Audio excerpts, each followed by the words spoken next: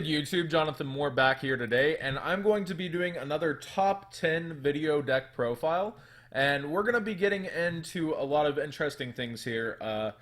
This is for January format after BOSH hits, and everybody's really anticipating this set. It's the possibly most anticipated set since DREV or even Phantom of Darkness. Game changing for sure. We're going to see a lot of new decks. And so I'm going to start off with 3 honorable mention decks this time instead of 2. And my first is Heroes. It just won the California Regionals. But as we see heading into BOSH, a lot of players are going to opt to go first now, setting up Cyber Infinity plays and setting their solemn notices or attempting to get there. And with that being said, Heroes are a deck that thrive off going first, very similar to Shaddolls. Even though they get the notices too, they're trying to win the dice roll and go first. So used to, they just got passed to, and that's really what they thrived off of. And now you're not going to see that so much anymore. And another honorable mention is Despots. They've been doing pretty surprisingly well in certain places. The deck is not for the faint of heart, I would say. You're really just trying to go off and win. And if it gets disrupted, it can be pretty bad. But with Burning Abyss leaving the playing field and getting hurt really bad by that last ban list, it's really just a solid deck for options. And rest in peace, Cyframes. I thought you were going to go much further, but you just depend so hard on your opening hand.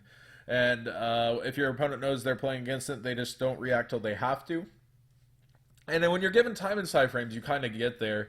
But sometimes you just can't do it. And through an entire tournament, through 14 rounds of Swiss/single elimination, they just can't make it. It's really unfortunate. So at number 10, we have Atlanteans. Welcome to the official list. If you have not read Nekroz, the Atlantean Prince, here's what it does. You can send 1 Atlantean monster from your deck to the graveyard. That's the deck, except for Nekroz. An added Atlantean card from your deck to your hand, except Nekroz. If this card is sent to the graveyard to activate a water monster's effect, target an Atlantean monster in your graveyard, except Nekroz, and special summon it. Only use this each effect of Nekroz once per turn. So basically, you can just send Dragoons and start going off, and it's not the beefiest monster at 800/0, but it's a 1-star, which opens up also other synchro combos. It's just an insane card overall, and you're gonna see this deck, at least people trying, and I think maybe succeeding with it, but so much has happened in the format that it reaches number 10. And a lot of you are going to hate me for putting this next deck over it without knowing what's coming out. I am putting Kaijus at number 9. Already, they're a huge counter to Cyber Dragon Infinity. You just tribute it. It's not really anything. Like, it just appears on the field by tributing their monster. They can notice it at that point, I guess. But you're just going, boop, I'm here, and putting it on their field, getting rid of Cyber Dragon Infinity, and they get 4 new cards in BOSH. We don't know what any of them are yet, but with the support that they already have, 4 new cards I think are finally going to push them over the edge, unless they're just silly, unless it goes the route of Ultimate Athletes, but I don't think it will, since there are already competitive decks starting to rise out of this. So I think with 4 new cards, Kaijus can really do it. That's kind of my crazy pick for this top 8.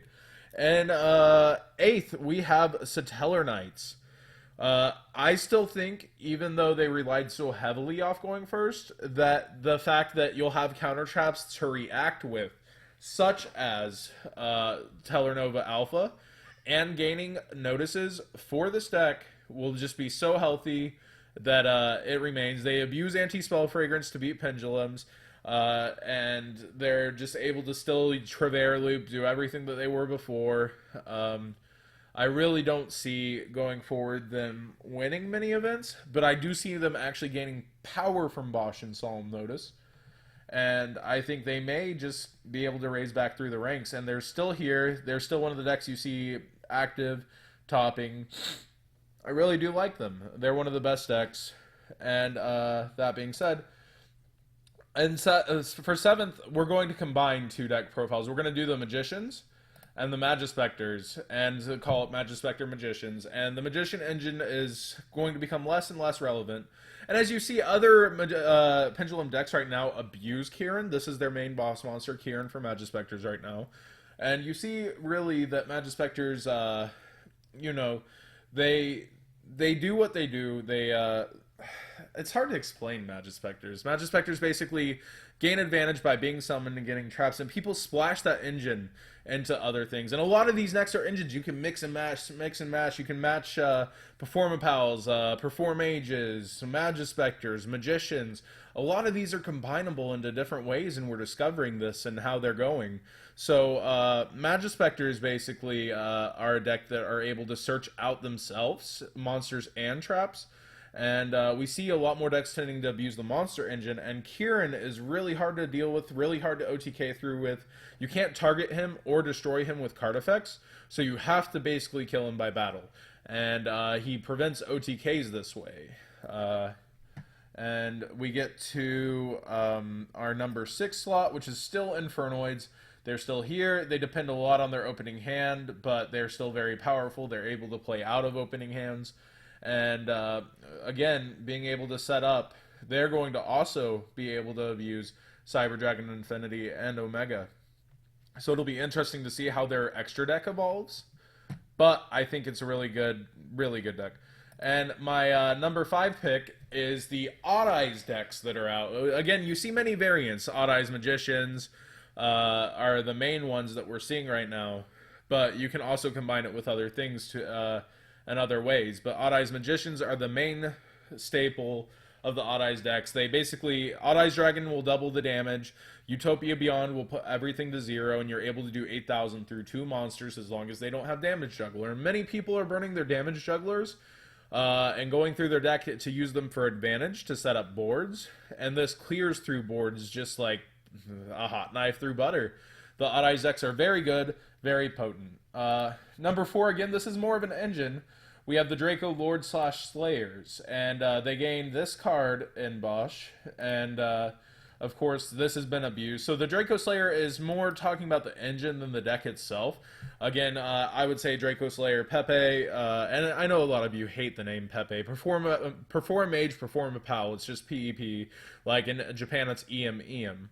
So Vector Pendulum, while he is in, and that's this guy, is in the Pendulum Zone, negate all card effects in your opponent's Pendulum Zone. It's just so abusable, so good, and there's easy ways to search him out and abuse him.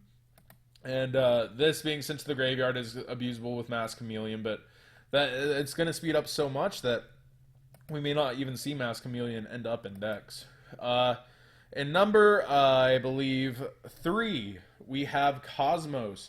Cosmos are still gaining power. You're going to get a non-targeting trap card. You're getting 5 cards in total, I believe, 2 or 3 of which are relevant. And Cosmos are still very powerful. One of the decks that don't rely as much on advantage is clearing through things and going for game. And people call it linear, but it's more responsive than linear, in my opinion. You have Cosmos have a very strong ability to play through things, to battle through things. And we're going to see them kind of struggle, I think, against some of these next 2 decks. Because the next 2 decks are just going to be overpowering thanks to BOSH and a certain structure coming out, which brings us to the next deck, which is Monarchs. Monarchs are finally going to be one of the most feared decks again. We see the Monarch structure deck, I believe, coming out January 26th. So I was debating calling it January format. But we'll have almost a full week with it, so it's still kind of hard. But we're heading into a new year, and we're looking forward, because Atlanta is really what we're looking towards. And this list also kind of defines Atlanta. But Monarchs, I wanted to put this in honorable mentions for a bit, but I decided to go ahead and put it up on the list. Monarchs are gaining a slew of power-ups. They're going to be just insane. Kuraz is going to be abusable in this deck for draw power as well. You're going to see it make a comeback.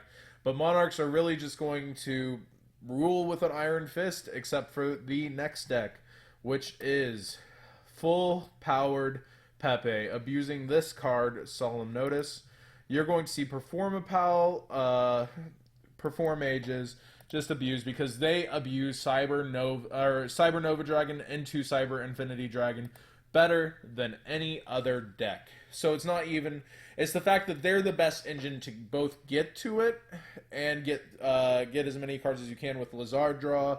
You're gonna see Monkey Board. You're gonna see the Performapal Pendulum Wizard / Magician. I believe it's Magician coming out and just abuse so hard. If you're wondering who I'm talking about the guy in the middle here. So this deck is going to abuse the meta. It is many players already favorite. They've been testing it, and when you test that long, you get really good with it. And coming out at YCS Atlanta, you're going to see the gate swinging with this deck. I think Cosmo's going to take the back seat, and this deck will have the most slots at Atlanta. So, if you've enjoyed this is House of Champions. Please subscribe, follow both Twitches below. We've been streaming a lot on the Zodiac Twitch as well. And be sure to like the video if you like this top 10 list. And tell me what you think differently. If Mermel should be higher. If, you know, you don't think Kaijus deserve this slot, tell me before. Don't say it afterwards. Go ahead. Tell me you think Kaijus won't do it. And thanks for watching.